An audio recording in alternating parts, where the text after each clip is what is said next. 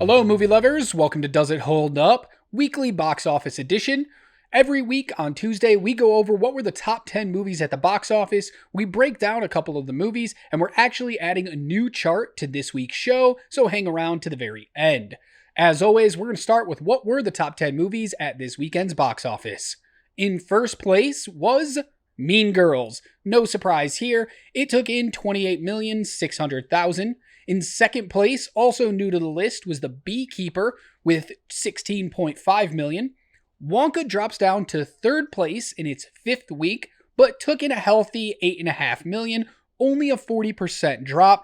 It's doing really well for itself, $176.2 million so far. In fourth place in its fourth week is Anyone But You. This movie just keeps surprising me. Every single week, I expect it to fall out of the top 5, but it just keeps hanging around. In fact, it was 5th place last week and jumped up to 4th place this week. I'm not sure what it is about this movie. I haven't had a chance to check it out yet, but I guess people are loving it. It brought in $7.1 million, a 27% drop, and a healthy $55 million so far.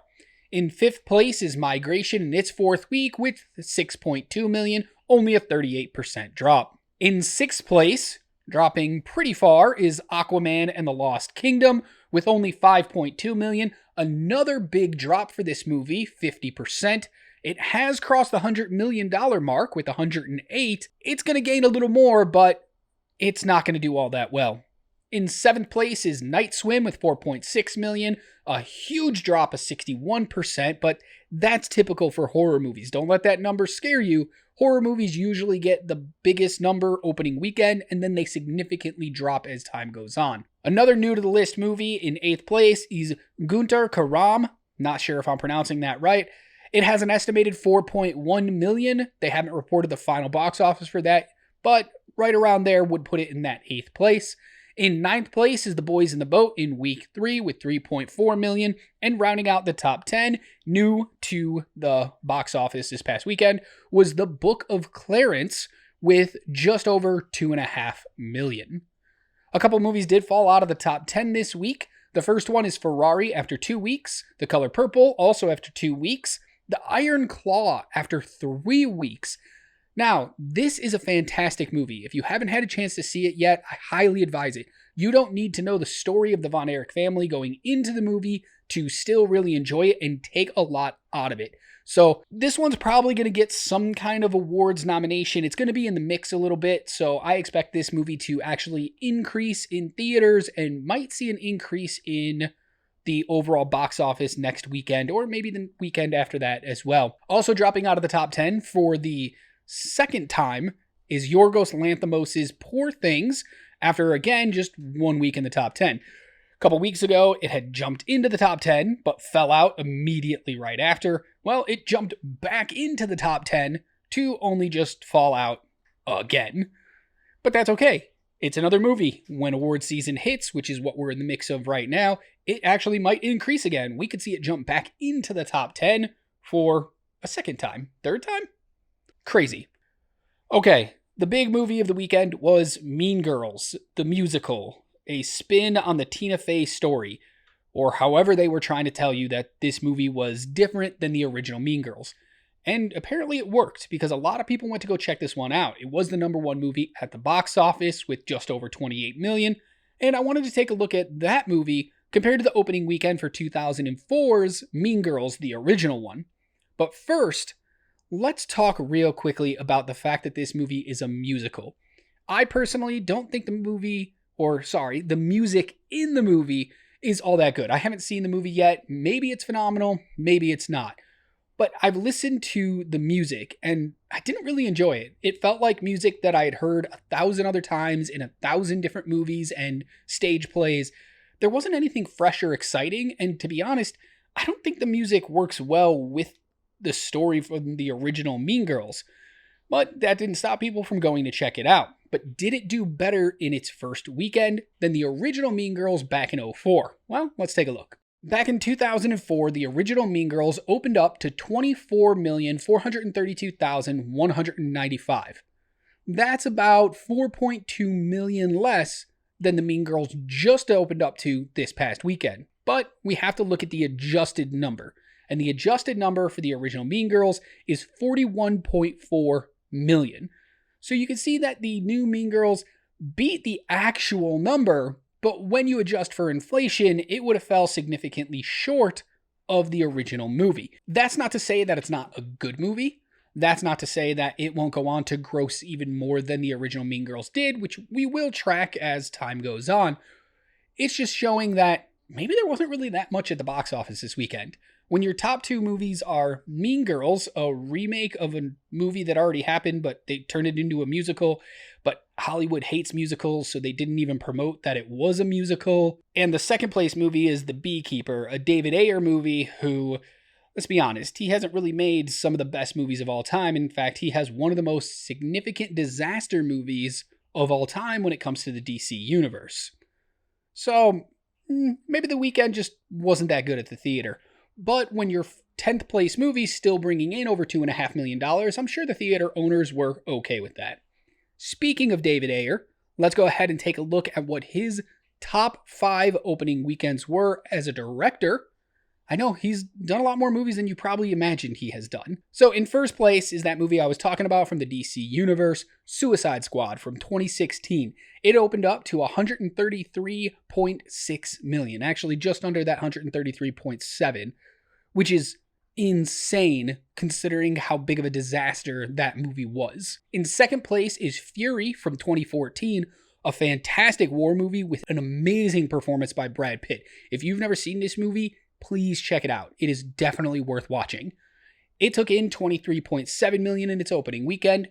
In third place is The Beekeeper from just this past weekend with that 16.5 million. End of Watch comes in fourth place from 2012 with 13.1, and Street Kings rounds it out from 2008 with just under 12.5 million. But let's not leave it there. Let's go ahead and hit that adjustment button to find out where The Beekeeper actually lands in the top David Ayer movies. First up is The Suicide Squad from 2016. Adjusted, it would have been about 163 million. Fury stays in second place with an adjusted 30.5 million. But here's where we get to switch things up a little bit. Street Kings jumps up to third place with an adjusted 8.2 million. End of Watch moves to fourth place with an adjusted 17.4 million. And Beekeeper falls all the way down to fifth place with that 16.5.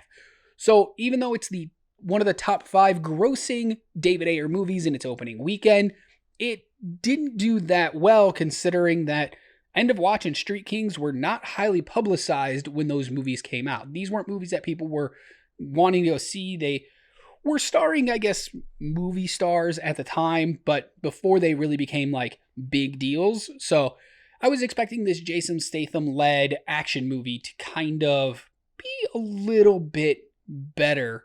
Maybe people were going to go check it out. You get that counter programming. Mean Girls is for a specific audience, and then The Beekeeper is for the other people who don't want to see Mean Girls.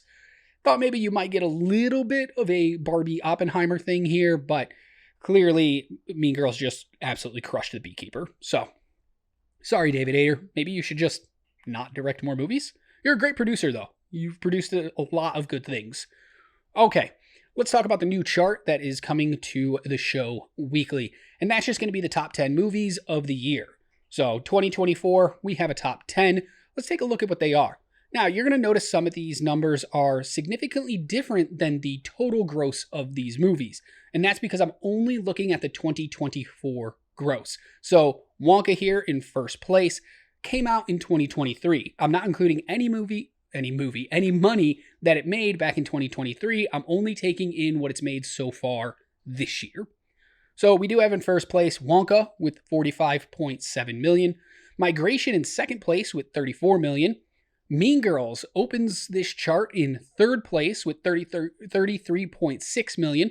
I know you're probably wondering, why is that number different than the number I had on the other chart? Well, that's because the other chart was only counting how much money it had made through the first weekend. But now this one's counting what did it take in on Monday and Tuesday as well, since I couldn't make this chart until literally the morning I'm putting this video out, and that's because of the holiday weekend. Numbers weren't coming in, and I hate using estimates. It's not fun because the estimate for Beekeeper was actually somewhere around 19, but then it only came in at 16, so it would have felt really weird saying that it made so much when it really didn't.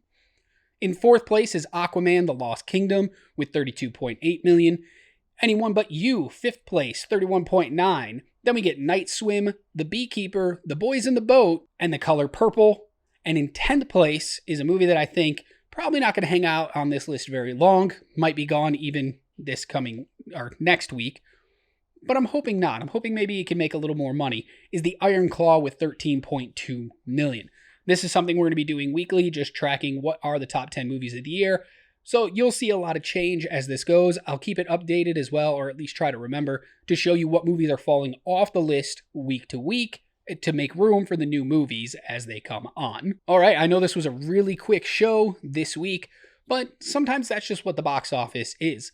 Let me know in the comments below if you liked the idea of the new chart, the 2024 top 10 chart.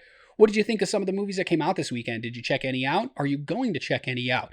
Just let me know in those comments below. Don't forget to like, share, and subscribe so that you can be privy to all the new videos that are coming out. The beginning of February, we're going to start a new thing here as well, where I'm going to put out one video at the beginning of every month to showcase all the movies that are coming out that month, either to theaters or some of the bigger streaming platforms. So make sure you look out for that video coming soon. Until next week, just remember to be good to yourself, be kind to others, and as always, keep watching movies.